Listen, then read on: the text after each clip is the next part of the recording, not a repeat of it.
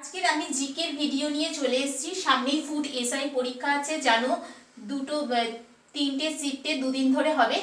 চলো first question দেখে নিই। তোমরা জানো জিকে 50 নম্বরে থাকবে আর ম্যাথ 50 নম্বরে থাকবে, তাই আজকে জিকে নিয়ে তোমাদের কাছে চলে এলাম। ফার্স্ট কোশ্চেন দেখো, হলদি নদী কোন কোন নদীর মিলিত প্রবাহ? অ্যান্সার হবে কেলেঘাই ও কংসাবতী। নেক্সট দেখো, ভারতের দীর্ঘতম বাঁধ কোনটি? হীরাকুদ।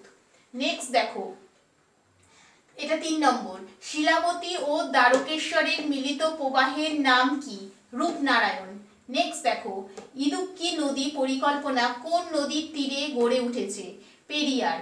মহানন্দা নদীর উৎস হলো পাকলাঝোড়া জলপ্রপাত। নেক্সট দেখো, পশ্চিমবঙ্গের দীর্ঘতম খাল হলো মেদিনীপুর খাল। নেক্সট কোশ্চেন দেখো, মানব দেহের দীর্ঘতম স্নায়ু কোনটি? সায়াটিক। নেক্সট দেখো, প্রথম বৌদ্ধ সম্মেলন হয় কার আমলে? কার আমলে হয়েছিল? অজাতশত্রুর আমলে। কোথায় হয়েছিল বলো তো? রাজগৃহে হয়েছিল।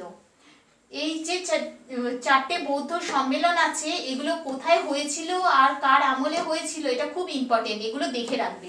নেক্সট দেখো, রাজ্য পুনর্গঠন কমিশন কে নিয়োগ করেন? কে নিয়োগ করেন? নেহেরু। নেক্সট দেখো, 24তম সংবিধান সংশোধনীর সঙ্গে সম্পর্কিত কোন বিষয়টা সম্পর্কিত এই 24তম সংবিধান সংশোধনীর সঙ্গে? মৌলিক অধিকার। নেক্সট দেখো, ভারতের প্রথম তৈলখনির নাম কি? ডিগবয়।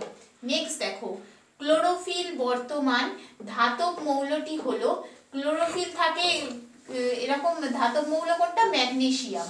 নেক্সট দেখো, মানব দেহে কিডনির উপরে অবস্থিত গ্রন্থটি হলো অ্যাডিনাল।